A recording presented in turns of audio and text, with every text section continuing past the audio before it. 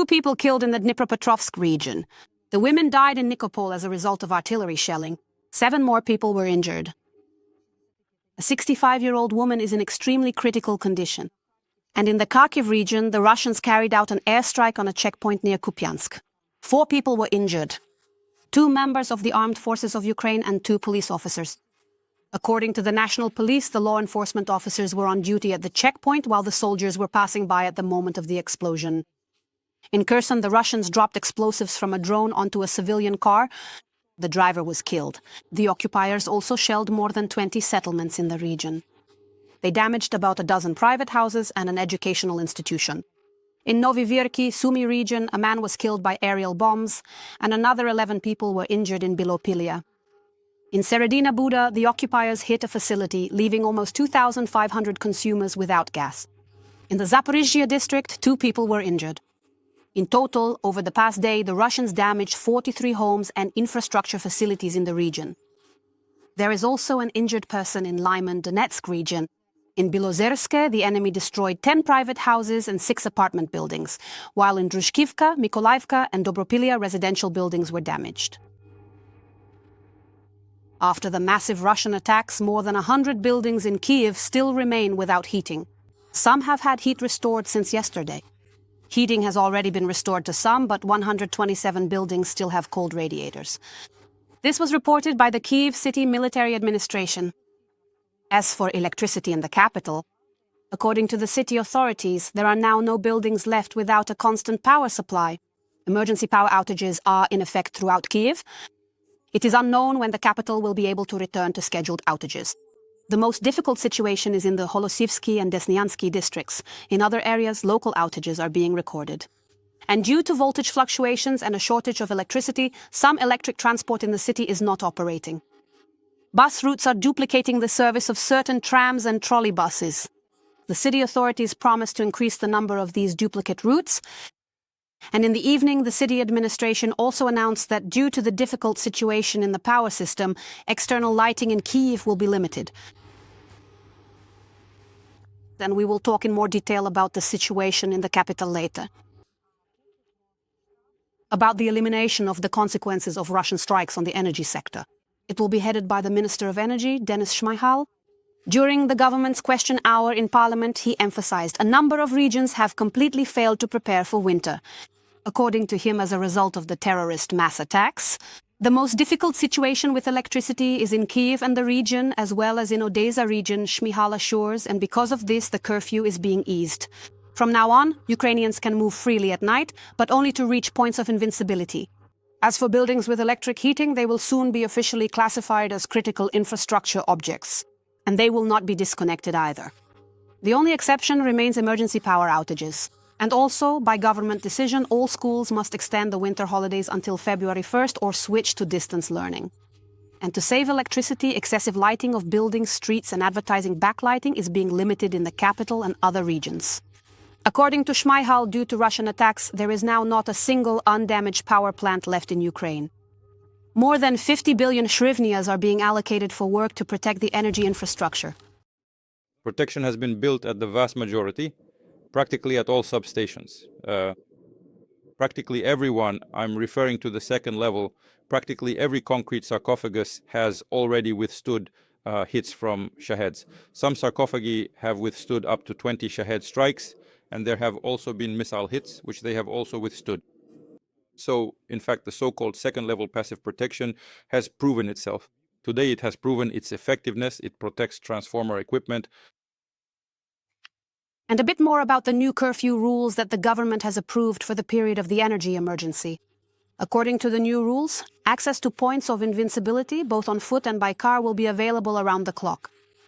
No special passes or additional permits are required, and with the permission of local authorities and taking into account the security situation, public transport may operate. A separate paragraph is dedicated to the points of invincibility. The government stipulates that only such places can be called points of invincibility and accordingly are not subject to restrictions. Points of invincibility can include stores, pharmacies, gas stations, service establishments, and shopping and entertainment centers that have autonomous power, heating, communication, and where you can charge your devices and get free hot tea. These businesses may operate around the clock for the duration of the relevant decision. However, all these decisions are ultimately made exclusively by the territorial defense councils with the participation of security forces and military command. Network accidents, prolonged power outage schedules, and temporary power supply schemes. Most regions of the country have found themselves on a strict energy ration during the frosts, and the most difficult situation, of course, apart from Kiev, is in the central and southern regions. And it is there that the points of invincibility are becoming increasingly in demand. About how they have transformed since the first blackouts began.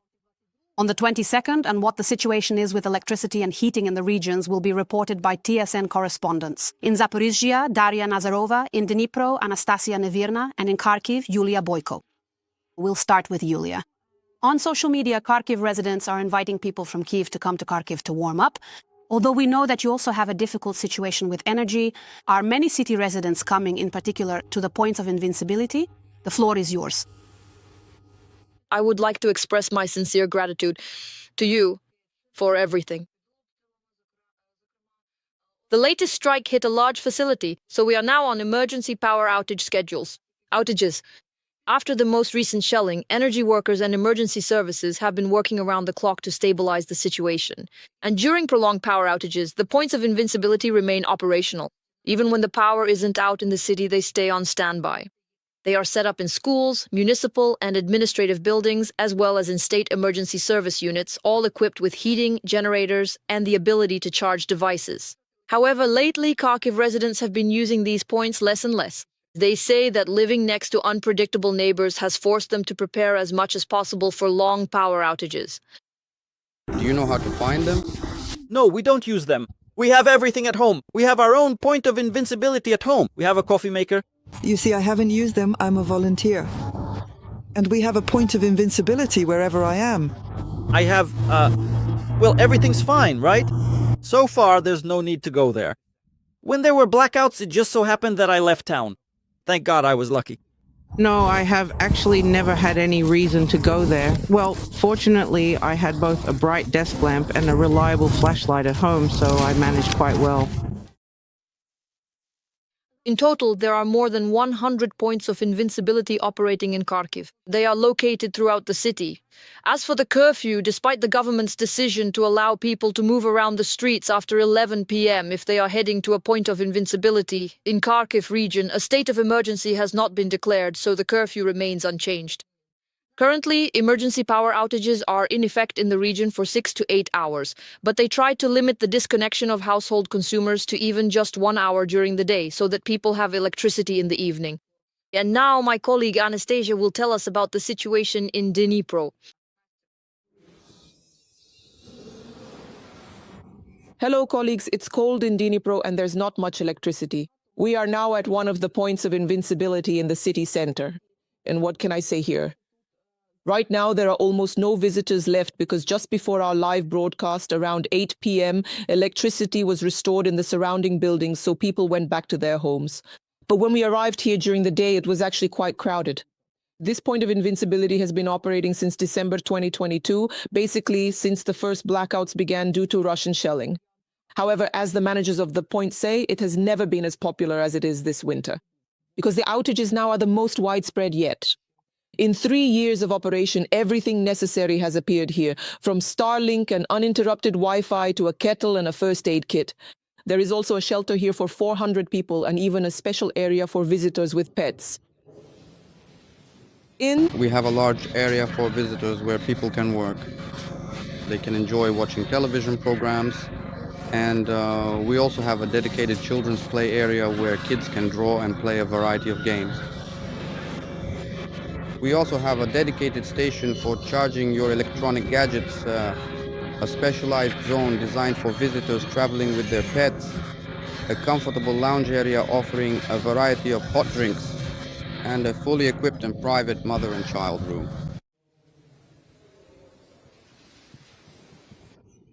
Every day, several dozen people come here since there can be no electricity at home for up to 18 hours a day. For example, today in one of the districts of Dnipro, electricity has been out for 16 hours straight. And in some areas, after the attacks on January 7th and 10th, especially on the left bank, the power would come on only for a very short time. On the right bank, there are still 4,000 families without electricity, so the points of invincibility are very popular.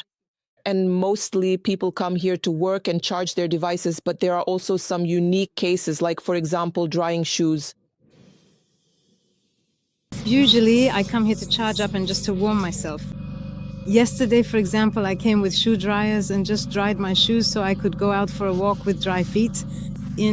On average, according to the schedule, it's 7 to 2 for us, meaning we have electricity for 2 hours and then 7 hours without it. But taking into account the recent problems, on average, it's more than 12 hours in a row without electricity. So we are forced to come in. We work remotely. So if I don't have electricity, don't have internet, I miss a whole workday and as a result don't get paid. My job is connected to being online, and I also have to do a lot of paperwork. The internet is good. I really like it here. Overall, according to the Regional Military Administration, there are about 1,700 points of invincibility. They are set up by the local authorities, the state emergency service, the police, and businesses. That's how it is in Dnipro. But what is happening in Zaporizhzhia, which is also mercilessly shelled by the enemy almost every day? Let's ask my colleague Daria Nazarova. Hello, friends. Right now in Zaporizhzhia, it's -9 degrees, and the heating in apartments is at a minimum. So under these conditions, the points of invincibility are in high demand. At the moment, we are, so to speak, in the invincible Titan. This is a point designed for 500,000 people. Here, people from Zaporizhzhia seek refuge not only from bad weather, but also charge their devices during blackouts. Just last week, there were 2 blackouts. In particular, on January 11th, almost 400,000 subscribers were left without electricity. That night, more than 100 people turned to the points of invincibility for help. We have made extensive preparations to ensure we are fully ready for any potential blackouts. Our doors are open to receive anyone in need, so you are welcome to come here at any time to charge your electronic gadgets, enjoy a variety of warm hot drinks, and take a well-deserved moment to rest in a comfortable environment. In addition to these facilities, we also have a dedicated mother and child room, as well as an expansive emergency shelter that is capable of accommodating 500 people. This point of invincibility is equipped with generators, has supplies of drinking and technical water, and even more. There are playrooms for children, zones, Wi-Fi, and even restrooms.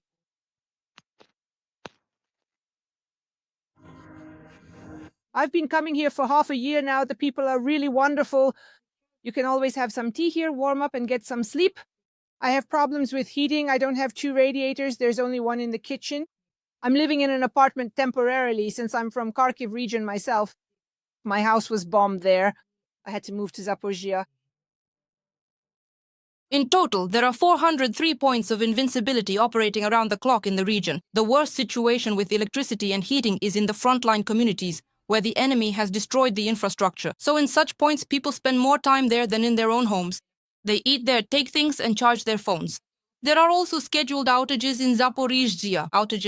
On average, electricity is out for 15 hours a day in the homes of Zaporizhzhia residents. That's why there are always people at the points of invincibility. Thank you for the information and all the details. We just had the opportunity to speak with our TSN correspondents.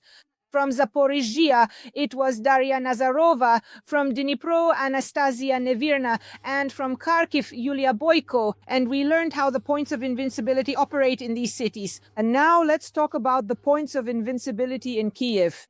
TSN correspondent Eli Kowalska studied the list and over 1,000 declared points and experts. She decided to personally visit some of them, including municipal ones. And now she has the opportunity to speak with us live. I hope that we will find out all the details right now. So Nelly, tell us, where are you right now? Where have you been? What did you see? What are your impressions? The floor is yours. Oh, Solya, right now we are on the right bank of the capital. This is Sviatoshin, and behind me you can see a church. This might surprise you, but in the lists of points of invincibility, this address indicating that it's a church is also on the list. We can see that the generator here is working, but the local guard was extremely surprised by my question about whether it's possible to charge devices and warm up here. He said it was the first time in his life he'd ever heard such a thing, and of course you can't warm up here. This place is not intended for that. Yet another church, which is also listed specifically as a shelter, a point of invincibility. We stopped by there today as well and tried the doors. The doors were locked. And clearly we didn't find any point of invincibility there. Please show the video now to see how it was. In total, there are 6 religious buildings listed as points of invincibility. So we began our journey, our inspection from Troyeskina, the most densely populated district of the capital with lots and lots of high-rise buildings. Please show the video. We paid attention to one address from the list because it indicated that the point of invincibility was located in a residential building, but it was closed. A classic large padlock was hanging on it. However, the locals we managed to talk to said that, in principle, they had seen it open, had seen it working, and had seen a generator next to it. Next, we went to the left bank, since we know that the situation there is much worse than on the right, and there is often no electricity there. One of the stops on our inspection was a children's art school, and the other was just a typical classic city housing maintenance office, GK. Both places were open. At both places, we were warmly welcomed. And at both places, and I want to emphasize this separately, it was genuinely very warm, and the people there were very well prepared. There were also hot drinks. In fact, there were generators and charging stations too. They even showed us lamps that were charged and could be used to charge mobile phones, and we were greeted very hospitably. Now let's hear directly from them.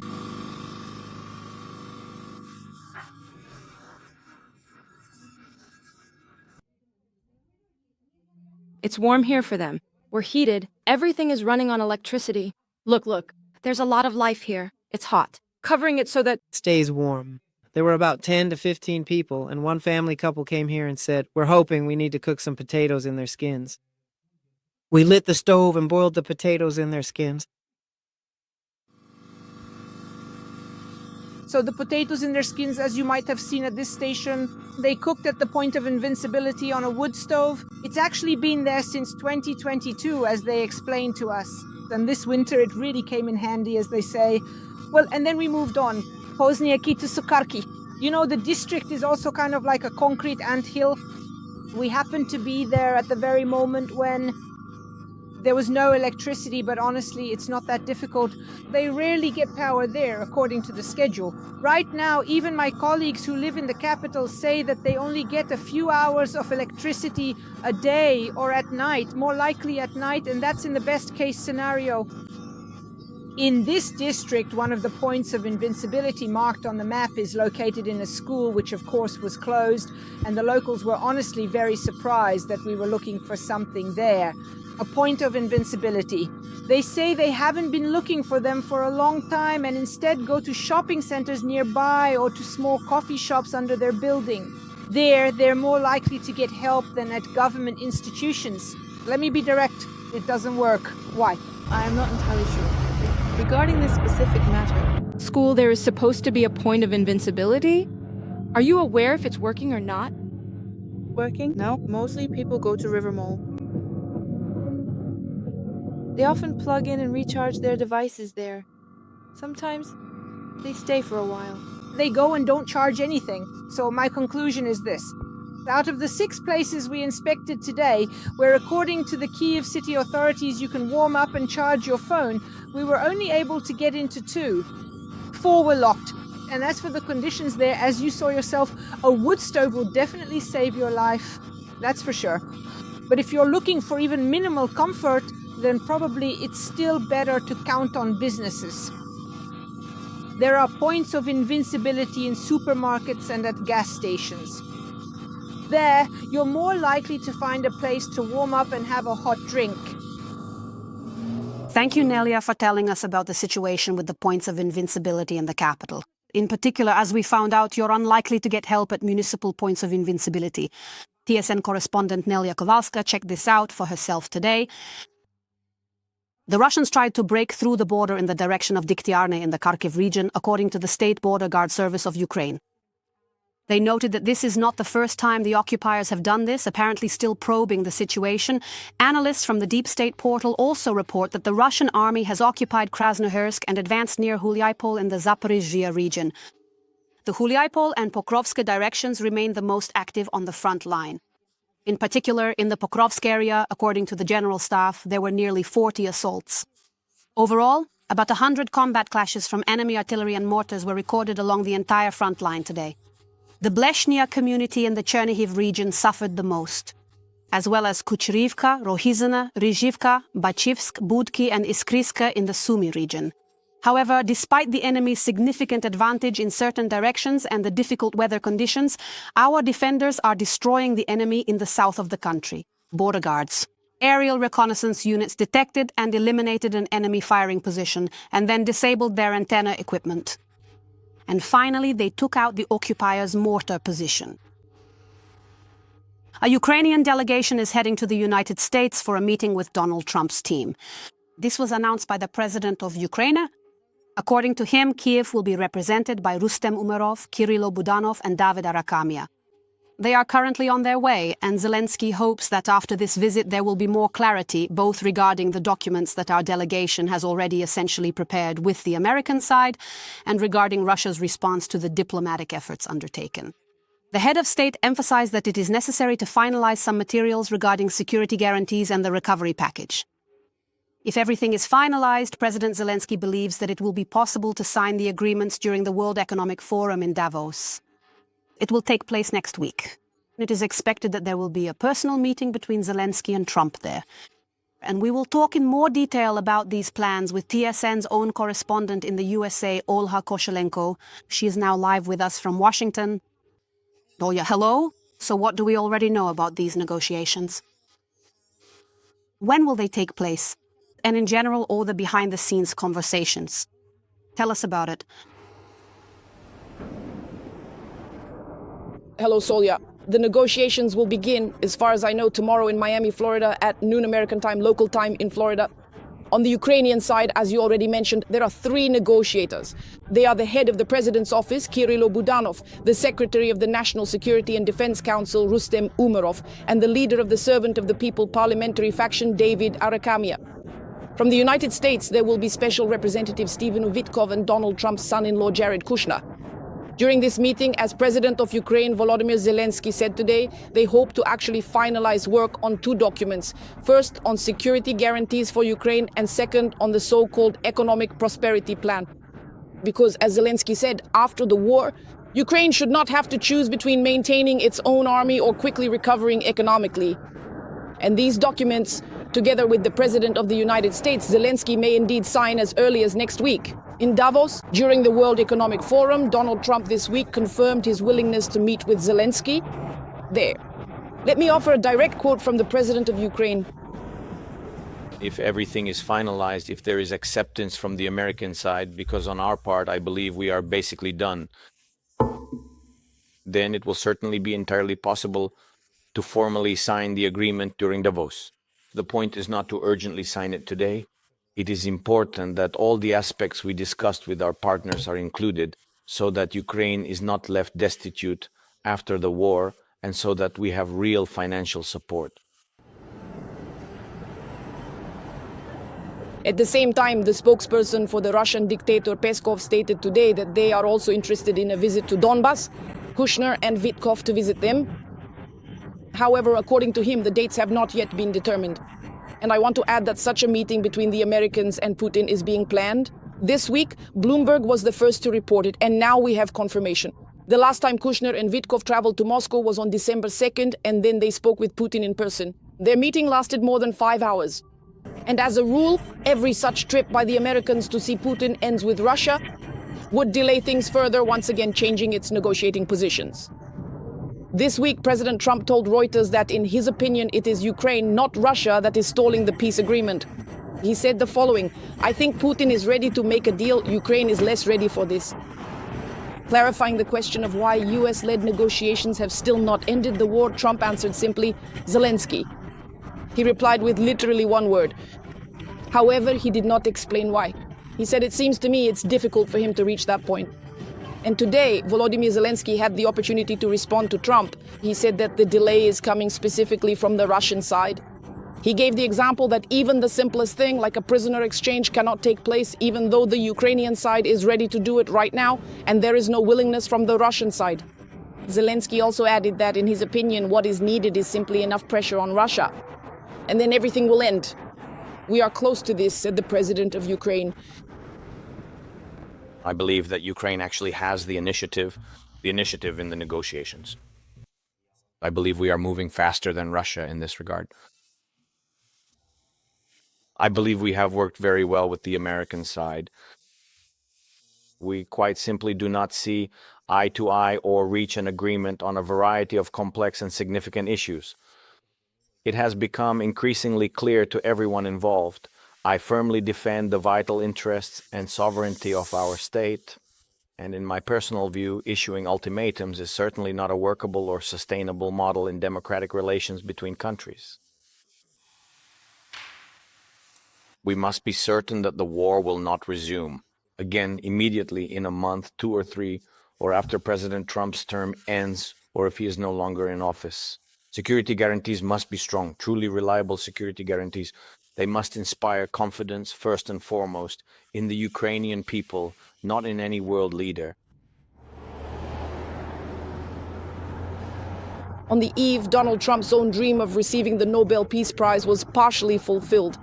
He has repeatedly said that he deserves the prize for every war he has resolved, and now he is already counting them for himself. 8.5 wins. He received a medal as a gift from last year's laureate, the oppositionist from Viennese and a very famous politician, Maria Corina Machado. Their closed-door meeting took place at the White House yesterday. Machado, she is one of the most famous Venezuelan opposition leaders. She had to hide in Europe for a long time from Maduro's regime. But after the United States arrested and took Maduro to their country, Trump stated that supposedly Machado does not have enough support in the country, and for now the country is being run by former Vice President Delcy Rodriguez. But as we can see, Machado is not giving up. And by the way, the Nobel Committee issued a separate statement that the prize cannot be transferred or gifted to anyone. So now President Trump basically just has a medal that was given to him as a gift. Solyu. Thank you, Olya. TSN's special correspondent in the USA, Olha Koshelenko, was just live with us. And in particular, she told us everything that is known about Olya and the upcoming meeting of the Ukrainian delegation with Donald Trump's team,